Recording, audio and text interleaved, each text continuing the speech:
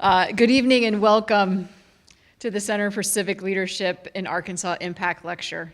I am Teresa Garrett. I am Provost of Hendrix College, and I am pleased to be with you tonight. Early in my time at Hendrix, just a little bit over a year ago, I learned about this new innovative initiative that was the brainchild of an alumnus named Jim Gray. You will meet him soon.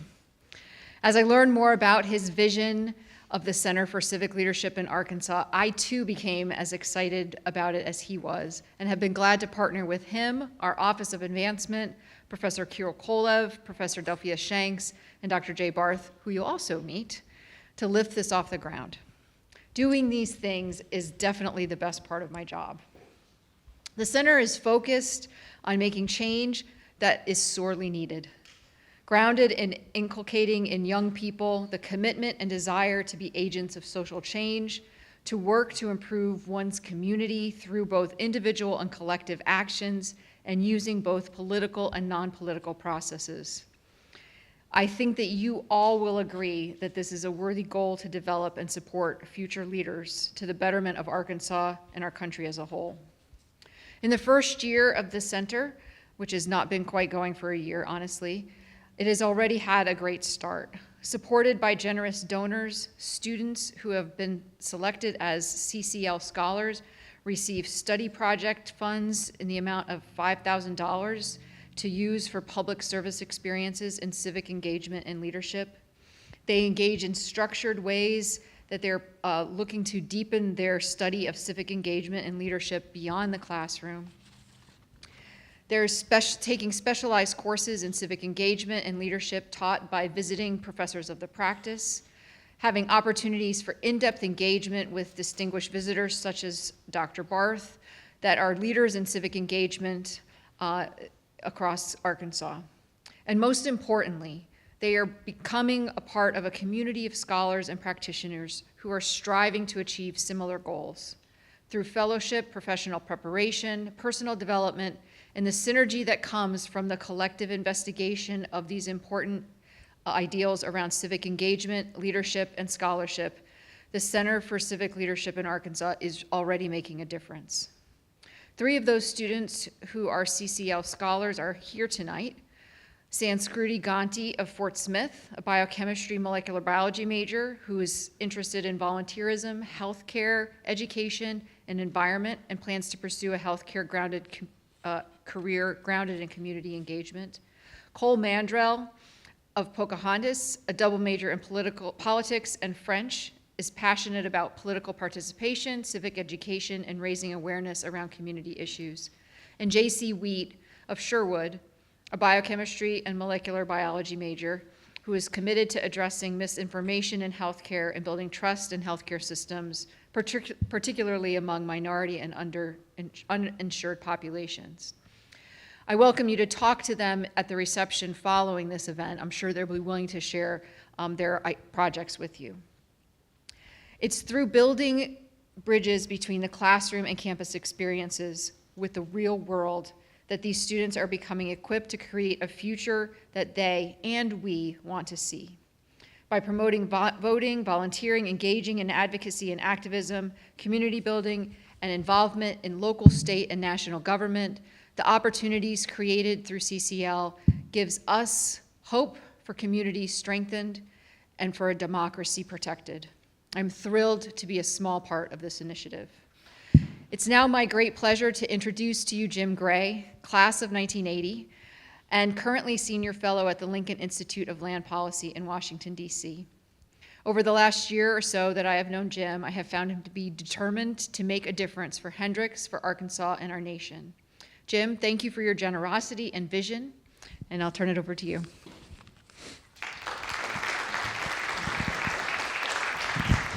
Thank you, Teresa. So my role tonight is to make some sort of politically incorrect statement, so everybody watch for that. As I think about the launch of the center, the turmoil in our politics now that has characterized really much of the lives of people who are in college today is pretty well captured by something that Henry Adams said in 1907. His quote was, politics as practice, whatever its professions, has always been the systematic organization of hatreds.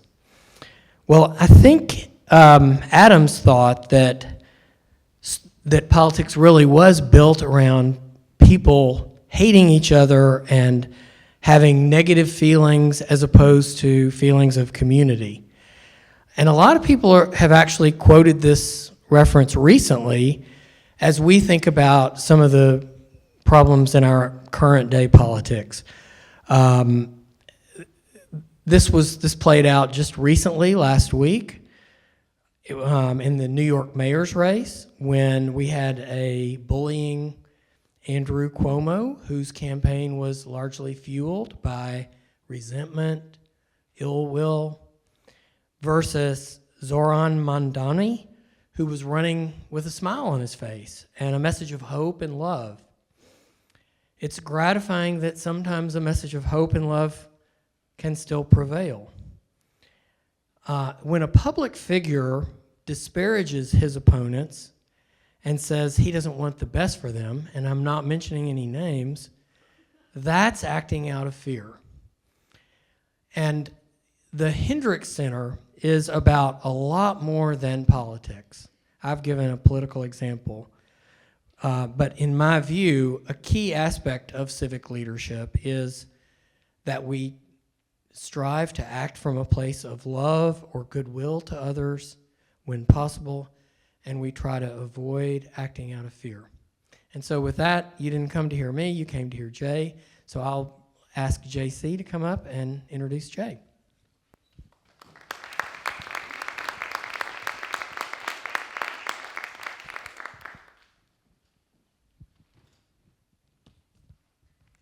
Hi, good evening, everybody. So, as you know by now, my name is JC Wheat. I'm a sophomore here at Hendrix. And I'm also a member of the inaugural cohort for the Center for Civic Leadership program. We are all very, very excited to have Dr. J. Barth here tonight because of his dedication to civic engagement and his commitment to using education to create positive changes in our community. Dr. Barth was a professor of politics here at Hendrix for 26 years. Since his retirement, Dr. Barth continued to dedicate his work to civic leadership and education. He became the Chief Education Officer for the City of Little Rock and also the Director of the William J. Clinton Residential Library. Additionally, Dr. Barth has worked alongside the late Senator Paul Wellstone to reform education and civil rights policy. Dr. Barth has also served in leadership roles at a variety of nonprofits, including but not limited to the Planned Parenthood Great Plains, Arkansas Advocates for Children and Families, and the National Association of State Boards of Education.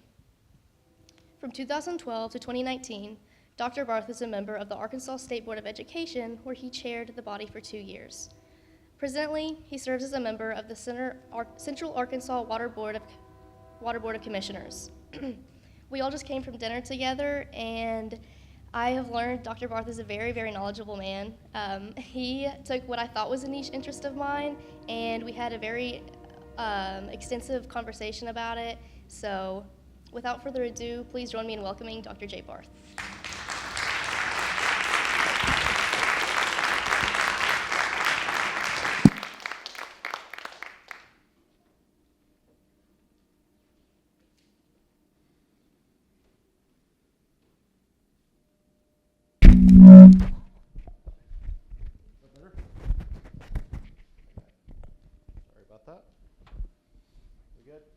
All right. Thank you so much, JC. That was very, very, very kind. Is this on? Sound on? Yeah. Okay. Well, thank you all for being here. And this is, I'm incredibly grateful to be asked to do this first lecture in the Center for Civic Leadership in Arkansas.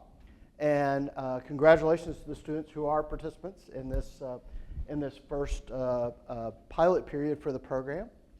Cole, Sanskriti, and JC, and we had a great dinner, and I really appreciate the opportunity to visit with you all and y'all's really varied interests in the state where you all are from and is our place and Hendrix's home. Thanks to my friend Jim Gray whose vision and persistence helped to bring this program to life. Inspired by the life well lived of his mother and my friend, the late Susan May. And I'll talk a little bit more about Susan later in this talk.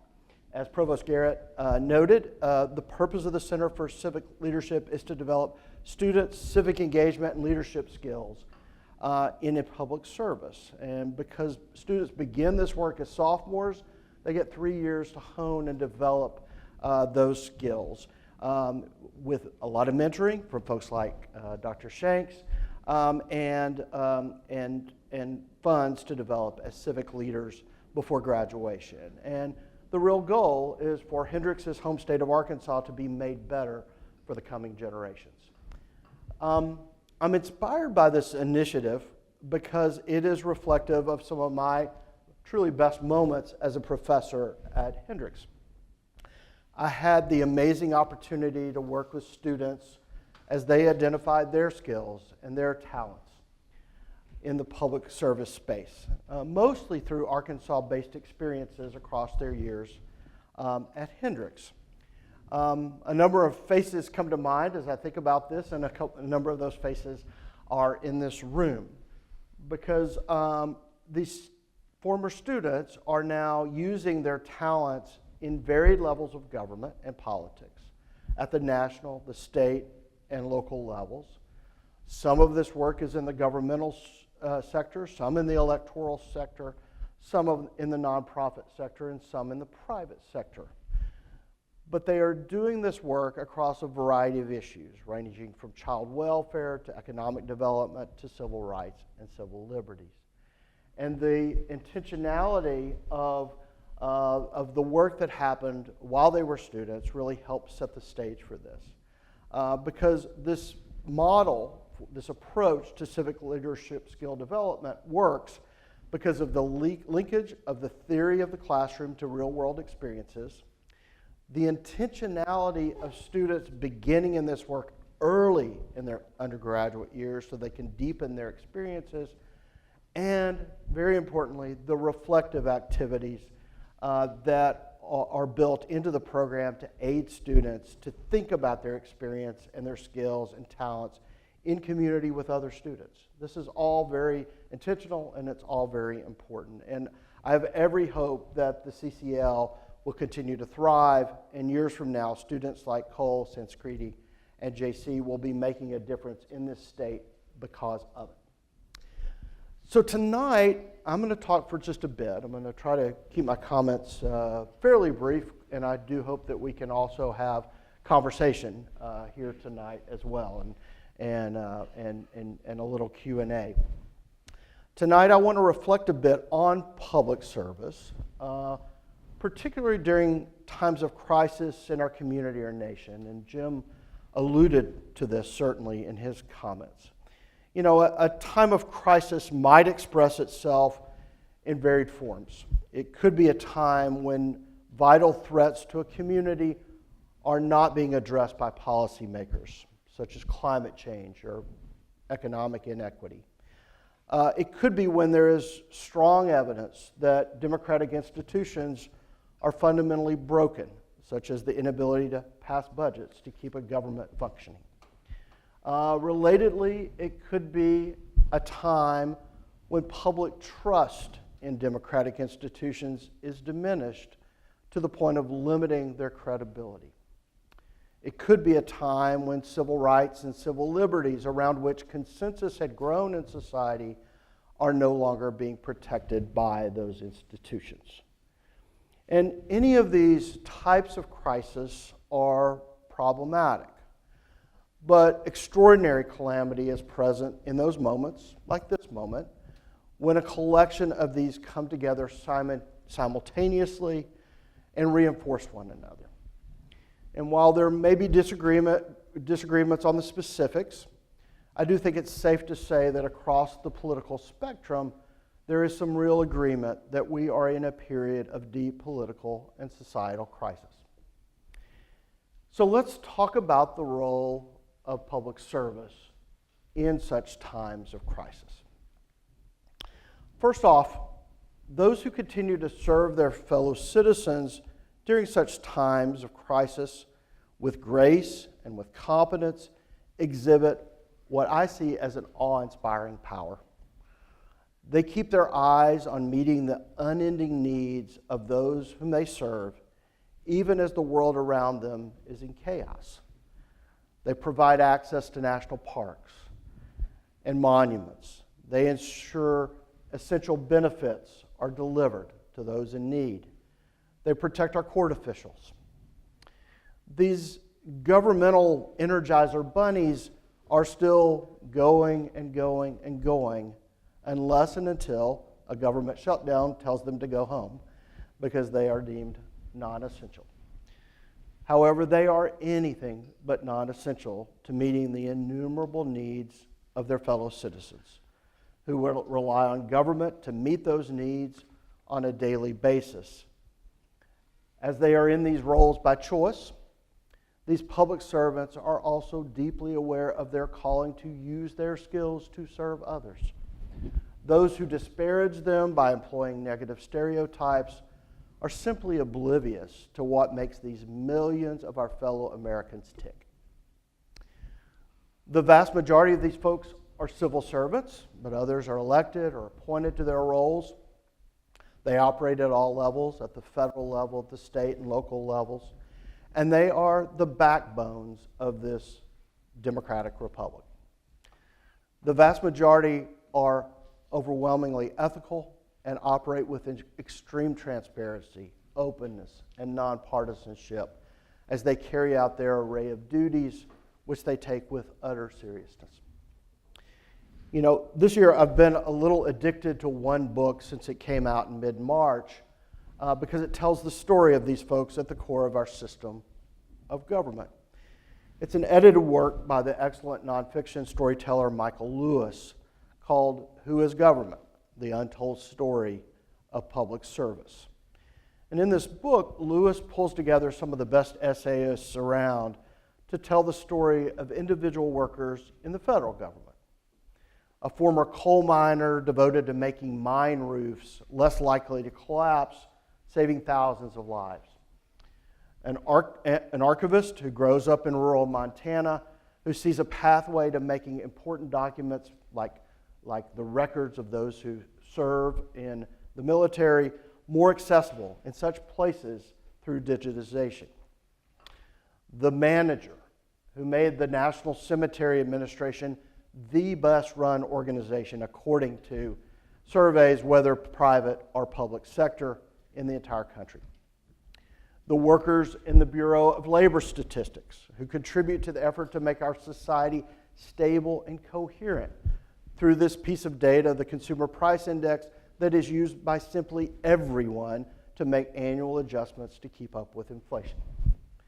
And a science policy analyst in the Food and Drug Administration, Infectious Disease Department, Center for Biologics Evaluation and Research, that's the whole department, or the agency, who developed Cure ID, a website where doctors post case studies of what they had tried with dying patients from a rare disease. In one of his essays, Lewis overviews how Cure ID saved the life of a little girl in southwest Arkansas whose brain was being eaten by an amoeba. But that answer was found through Cure ID. And the essays in that book highlight the meticulousness, the innovative spirit, and the deep commitment to serving others expressed by the federal workers across every agency, large and small. During my 3.5 years as director of the Clinton Library, I saw those traits up close every day from the folks who work at the library, part of the National Archives and Records Administration, even across this year when life in the federal workplace became a distinctly challenging place, including what now has been the longest governmental shutdown in history. And I so admire my former colleagues' fundamental commitment to public service of this type and the sublime power it expresses. Over the years, I've also had the opportunity to see the power of this form of public service at the state and the local levels. For instance, I experienced it in my appointed colleagues on the Central Arkansas Water Board, as JC mentioned, and we oversee the state's largest water system. And we do our work, they do our work with openness and complete respect for the views of one another. You know, to many, it would be seen as boring. Probably a lot of people do see it as boring. But in my view, it's uplifting in the way that it provides tens of thousands of families high quality, affordable water day in and day out, with the key decisions that keep that water flowing made in a thoughtful and drama-free manner. You know, in times of political and social calamity like the one we're living in, while high quality public service is the sort I just described, public servants who show up every day to use their skills and talents to serve others remains essential and truly inspiring. I would argue it's sadly anything but sufficient. Instead, I'd argue that it is vital that a different form of public service that is centered around transformational change be front and center during such periods of crisis. The forms of public service that I just described are stabilizing forces and are limited in their ability to promote change. At the Clinton Library, for instance, we did great work in providing innovative classes for green card holders preparing for the citizenship exam and outstanding professional development opportunities for teachers.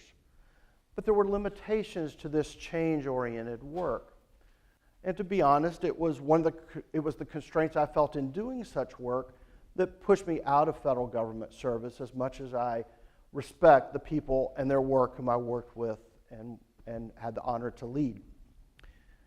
Those who are in elected roles can indeed be the forces for such transformational change. And while such transformational change work will ultimately engage with democratic institutions in many cases, it's important to recognize that work from the outside, in the advocacy or legal sector, through the for-profit private sector, and in the nonprofit sector, also has spurred the kind of political and social change that has responded to crises across our history. They include stories of people and work that make America, America. The lawyers at Lambda Legal, created in 1973 by a band of lawyers in New York who came together to advocate in the courtroom for the civil rights of LGBTQ folks. When they filed incorporation papers as a 501c3, a panel of New York judges blocked the application because, in their view, their mission was, quote, neither benevolent nor charitable. They appealed and they won, and they got to work representing the LGBTQ community in court, losing some cases, but winning many more, including the Obergefell marriage equality case in 2015. Dave Dahl, the founder of Dave's Killer Breads, who grew up in a family of bakers, but then served 15 years in prison for various offenses. When he returned home, he joined the family business and worked tirelessly to bake breads that were different than others on the mass market, made with only the very best organic and non-GMO ingredients. It's really good stuff, although I do think their gluten-free game could be better. Just as important is Dave's commitment across 20 years to second chance employment that actively seeks out those with criminal backgrounds to provide them a fresh start. For some, this kind of work will be a vocation, to use a Japanese word, that ikigai, where one's talents meet the needs of the world that society is able to reward with pay. But for many others, it will be an avocation, albeit deeply meaningful types of avocation in a democratic society. And I mentioned Jim's mother, Susan, at the beginning of my talk and return to her now. She serves as an inspiration for this program coming to life, and her life's work is a great example of social and political change from the outside as an avocation. She never ran for or held elective office, although I have a little doubt that was something of an accident of timing. If she'd been born 20 years later, she would have taken that step successfully. She also was never paid for her advocacy work. She was born into significant privilege in Little Rock, but through her travels and education away from the state, came to question more about the social structures of her home. She returned to Little Rock in the midst of the Little Rock desegregation and crisis and became involved with the efforts to address this crisis, and thereafter became involved in numerous ways in social and political advocacy efforts. One of the most high-profile examples was her engagement for change within the Junior League of Little Rock.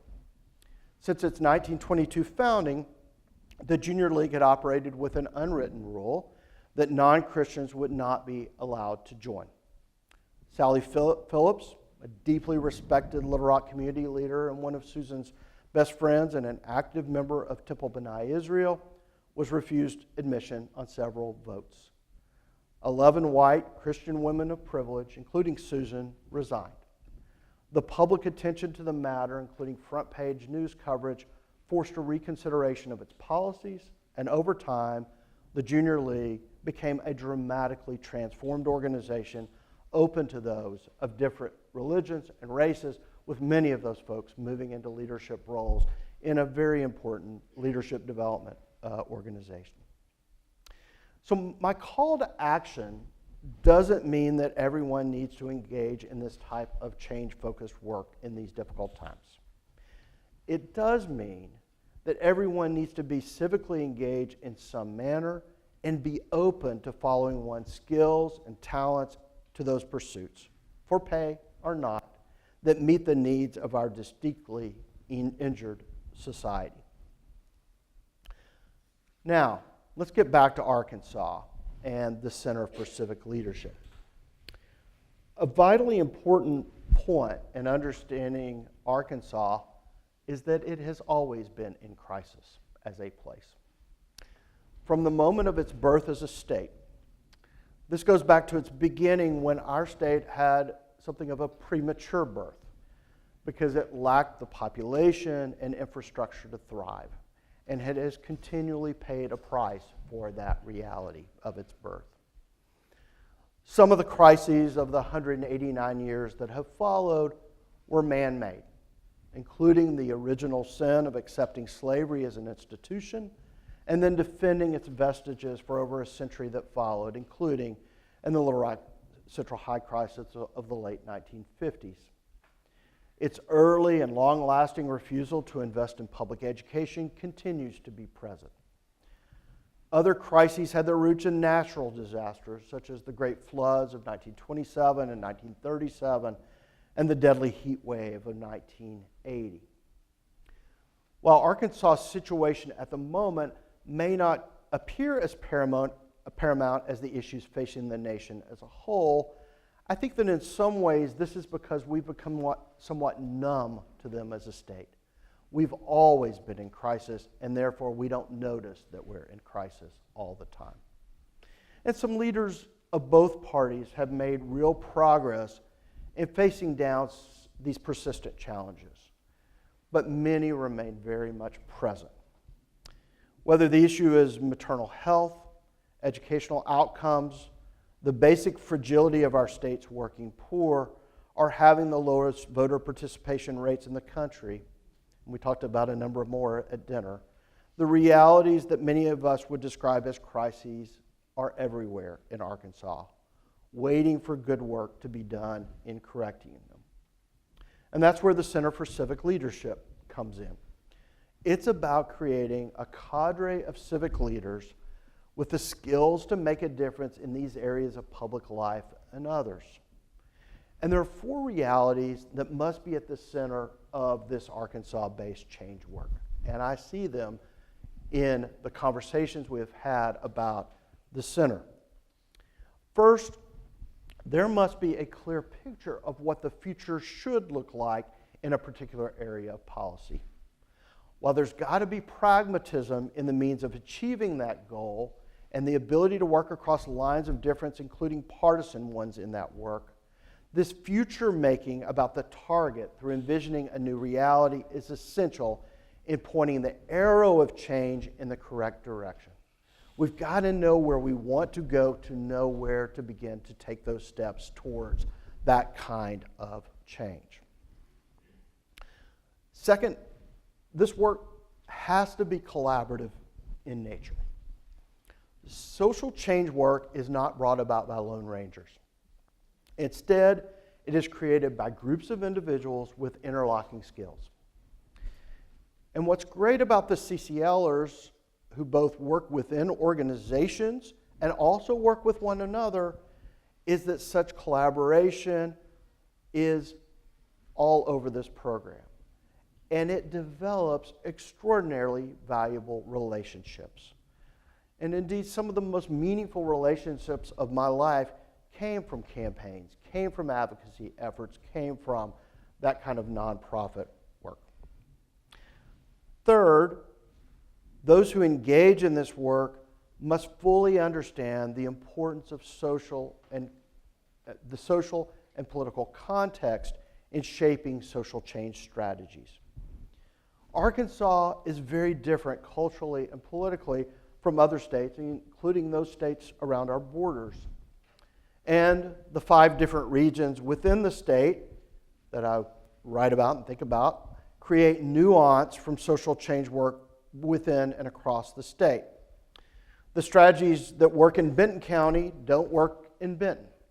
And those that work in Little Rock, population just over 200,000, are destined for failure in Little Flock, population right at 3,000. And finally, it must be recognized that we all have different skills and talents in the public arena. And as we live and grow, new talents emerge. Those who participate in this program will see it across their 3 years. You're going to be really different folks than you are now in terms of your skills and in terms of how you think about this work. Those of us who have continued to engage in the public arena many more years have seen more and more skills come to the surface that we didn't realize we had. Personally, I've seen skills developing in selling myself on the campaign trail, just unsuccessfully, but I tried. I've developed skills in raising funds for causes I believe in that I didn't know I had. And I've developed skills in managing a medium-sized staff, the Clinton Library, a management skill that I didn't know I had. Some of these skills and talents will be in traditional public service that gets work done daily for others. And some of these will be in the forms of public service that center around transformational change. Such learning about one's own talents only occurs through engaging beyond the classroom, in the field, and then, so importantly, reflecting upon them. I've personally had the joy of such engagement beyond the classroom and reflection across decades now. It's been the joy of a lifetime, and I can't wait to continue that work in the years to come with more and more students from this place involved in that work. Thank you all for letting me have a few thoughts on public service.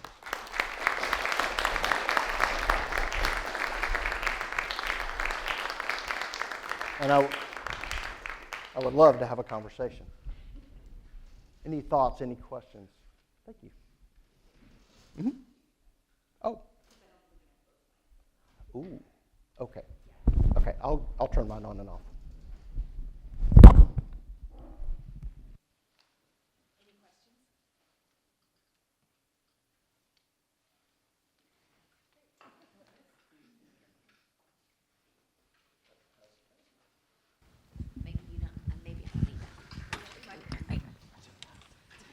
Hey, Jay, thanks.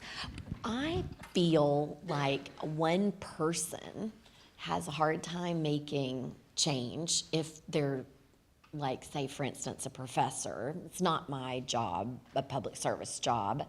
And I know you just said that we can do things outside, but how does somebody who's doing something else, how do you, like, have an impact in these very bad times? So first off, I think you are right that, as I said, Lone Rangers can't do it. You've got to connect with others who have interlocking skills, but shared interests and this vision of a future that is common. So I think that is very, very accurate. I do think that it is particularly challenging in a lot of professions to take that step because of, the importance of maintaining a sense of neutrality with those whom you serve, in this case, the students, who have a variety of different views. So I get it, and I'm very conscious of it. And so what I think is important is knowing how to wear different hats in different places, and being very conscious of which hat you're wearing at a particular point in time. The hat that you wear in the classroom, talking about your expert work and sleep, is going to be really different than a hat that you might wear working with others in a public service setting outside the classroom. And I think that's really important, to develop that skill and confidence to know you can take a hat off and put another hat on. I think it's a challenge in this community where I think folks often don't understand that people can play different roles in this community. And that's really, really, really important. I do think that,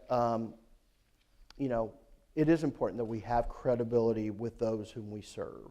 And I think being a professor is being one that you serve. I do think it's also important that you show in your work a sense of what I call analytical passion, in that you have a deep commitment to a cause, something you care about, and you want to create change in that space. I think it's really helpful to show others, including students, that keeping your head on is really important as you go about that work. I often did see younger students in particular often lead with passion as they thought about going out and doing social change. They had not developed the skills to become analytical in that work. But the best change agents are those who nicely mix the smarts of analysis with the ongoing fuel for change that is at the heart of passion. And so I think that's the key goal. And as a political science professor who had a maybe even more difficult dance at sometimes to make as I was teaching about politics but also doing politics, that's what I tried to show students, is that you were at your best when you had your pretty sober analytical hat on and could analyze a situation in a smart manner and have that kind of pay off in terms of more success than if you were just emoting all the time. Because pure emotion gets you nowhere. It's kind of like jet fuel. It just burns up and it's gone. Analytical skills are what serve you for the long haul. And when that combination comes together, that's when you can really be the most effective as a change agent. I don't know if that makes sense. Yep. Todd?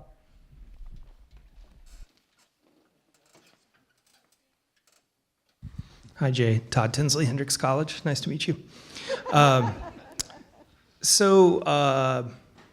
Thinking about you and things I have seen you do in your leadership is the value of compromise. And when you're talking about this particular moment of needed change, I think when I look back at history, it feels like, sorry I say this, my historian colleague next to me, it feels like the narrative is often an either or.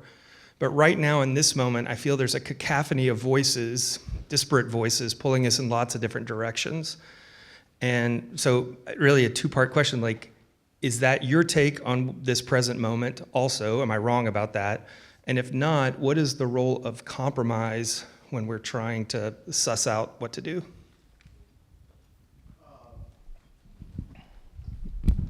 I think compromise is essential in it's essential in a marriage, it's essential in a relationship with your faculty colleagues, it's essential in any setting. Not to say all those things are political, but I think faculty governance is pretty political.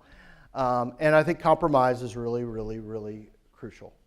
I do think that you are right. I think we are at a moment where, and I go back to some of Jim's comments early, where we have inserted into our community, not just our political community, but I think it has worked its way into all aspects of our community, a certain meanness that makes it very difficult to compromise because you see the person with whom you are needing to come to some consensus as the enemy.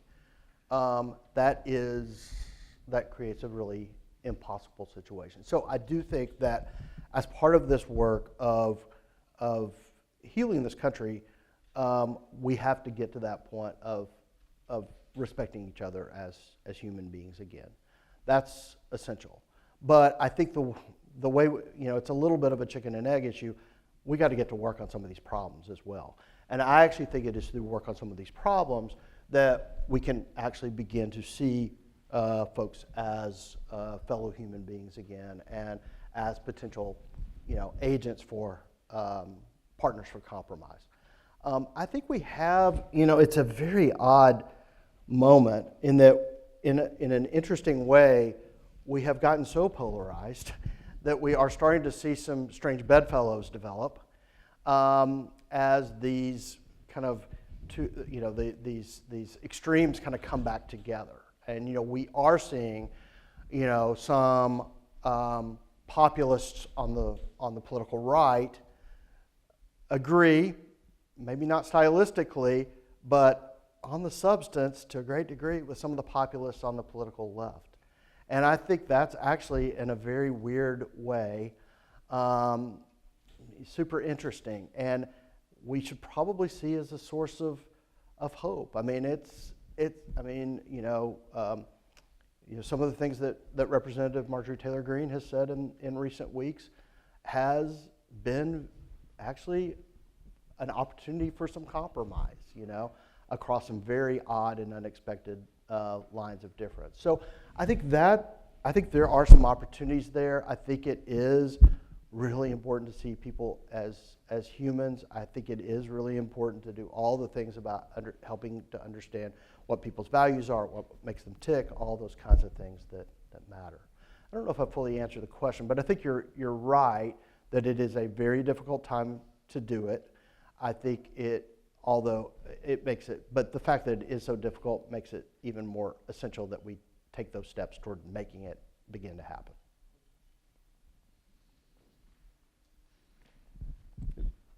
Hey, Dr. J.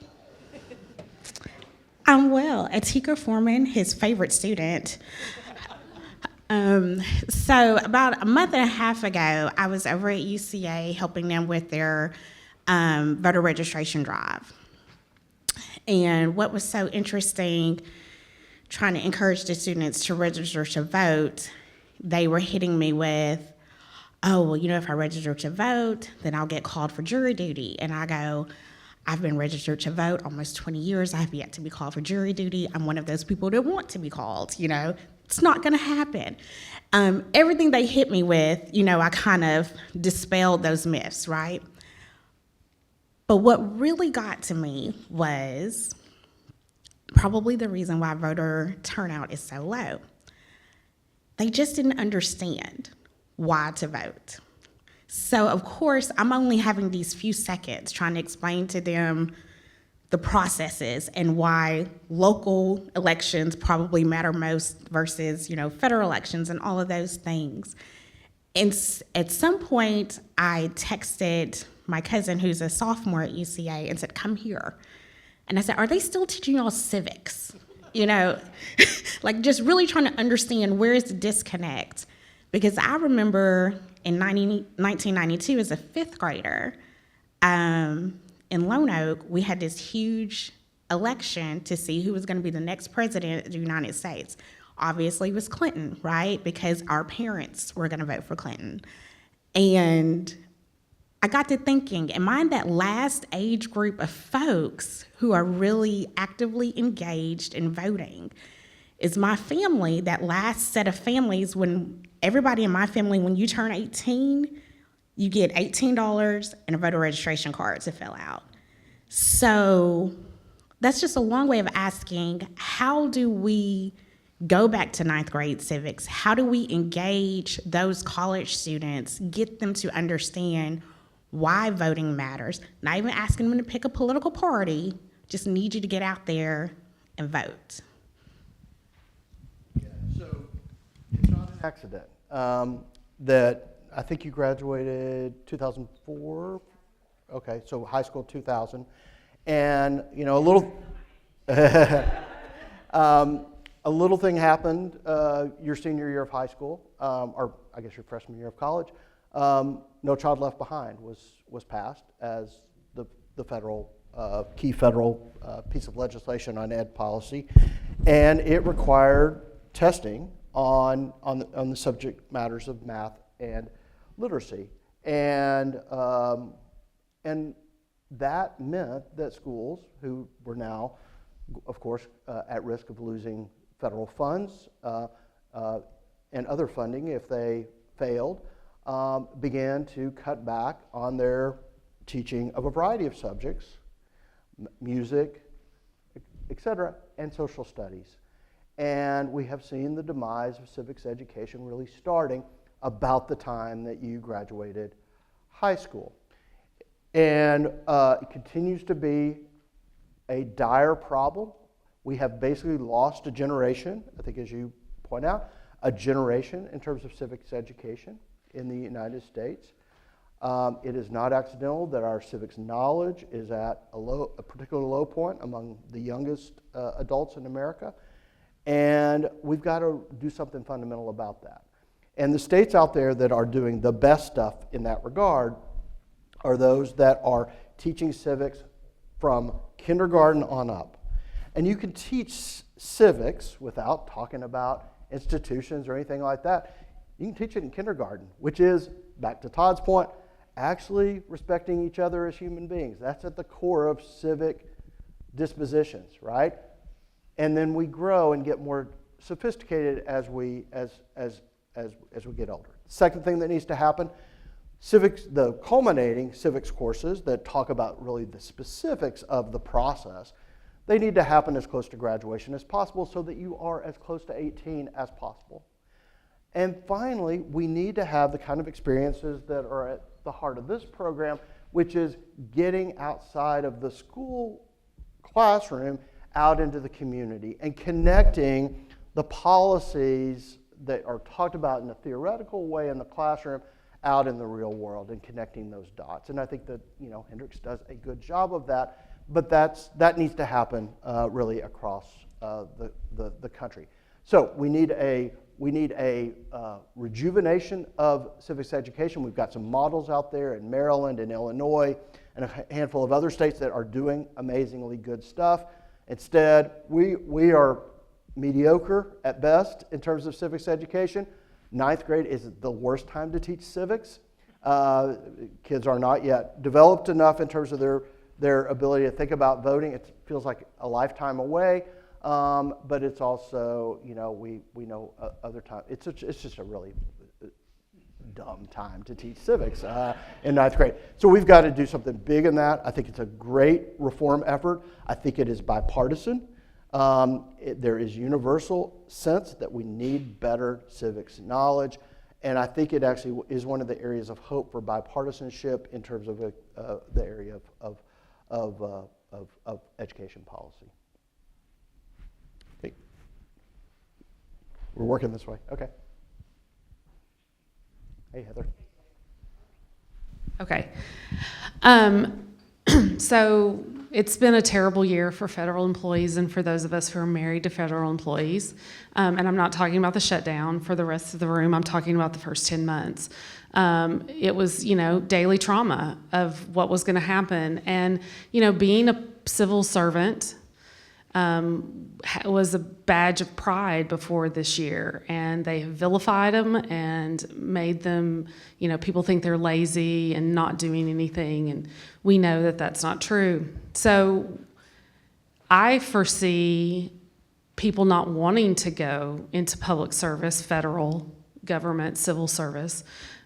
So how do we change that? How do we right this wrong? I mean, it's going to take some time, but how do we right this wrong and get people to want?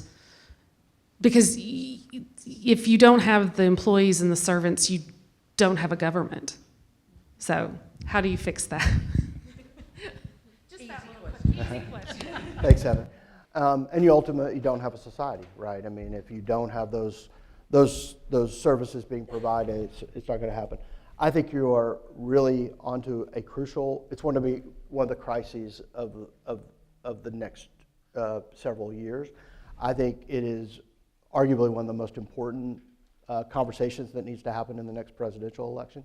Is what is that pathway for rejuvenating a commitment to public service? We need an all-out major investment in people telling the kinds of stories that Michael Lewis tells in a much more simple way for a much broader audience. We need to do it in civics education courses.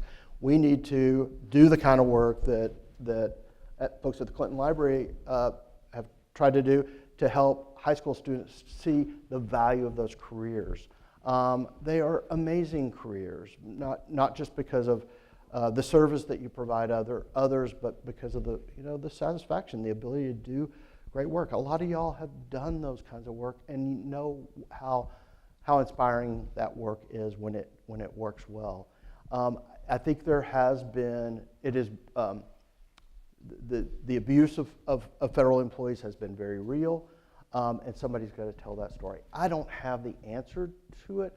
I think you've hit on the fact that it has to be a big part of the conversation about how we rejuvenate ourselves from this crisis in public service.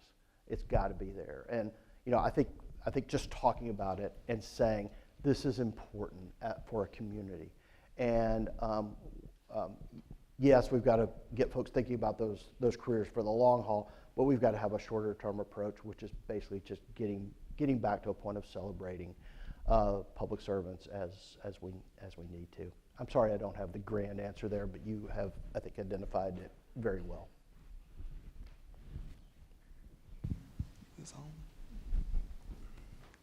I was going to ask, so there's a question about like people my age not voting. And I'll be honest, I'm about 21 years old now. I ain't voted yet, don't really have a plan to, but it ain't because I don't know anything about politics. Like in my high school, I took a civics class and everything. But it's mainly because as I was growing old, my entire family pretty much said that all politicians are corrupt, just to some degree about lobbyists, they ain't for the working man, that kind of thing. And it's also because every time my family did vote, it was always the choosing of the lesser of the two evils. So, my logical conclusion is, well, if they're both evil, then why choose either one? So I guess that's the reason I haven't voted yet. But do you think that holds any truth to it, or do you think that's just the output of generations of lack of political knowledge? I think in general it is, a lack of commitment to understand the policy choices and the nuances of those policy choices. I get it, it's somewhat complicated stuff, but I think it's very important. I think the one part where there is some real truth, I think the role of money in politics does create intensive cynicism about the process. Anytime there is that much money around any kind of endeavor, just as we're seeing now with sports, right, and gambling in sports, it's creating some cynicism about that part of American life. So it's not accidental that in the years after the Supreme Court really opened the floodgates to political money that we have, I think, seen some intensification of that cynicism. That's the part I do think where there is some real credibility to the first part of what you had to say. I think we can do some things there in terms of the policy, on the policy front. I think it's another area in which it's worth investing energy as a community to try to create a kind of different kind of politics when it comes to the role of money, which I do think is the part. I think there is, I do think there, to go back to Atika's point, I do think there are some challenges with giving the folks the kind of information honing skills that they need to have to ask the right questions about sussing out the differences between candidates so that they can feel more confident in their vote. And, you know, I don't know that, I mean, no choices are perfect in life. We can't have perfect choices, but we can still have choices that we feel good about, we care about, and that we think are going to make a difference in our lives. And I think some of it's on the politicians and political parties to do it better, but I think we also need to develop those skills and sources of information to do it well.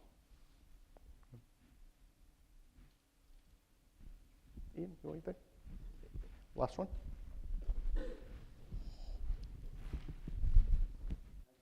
Thank you. Wanted to point out that public servants also get death threats these days as well, just to add on to that a little bit. I guess I want to ask you to talk about political information and artificial intelligence. We already know we have a problem with being siloed and only listening to certain voices. There's a lot of fear now about where AI might take us and how difficult the voice that you want to get out there about how to be a good citizen and all the rest of it, how can it compete with the disinformation that might come along with AI? I think, you know, we don't even need AI to do disinformation or misinformation or the absence of information. One thing we were talking about at dinner is, you know, that across much of Arkansas, you know, towns don't have any local news or any really source of information at the local level. That's a real problem. And that creates this void into which, you know, rumors and misinformation can flow. And then you add a new technology that is not fully understood and not corralled and not regulated. That only enhances things at a more macro level. So I think you're totally right. It's very, very, very worrisome. I think we are at this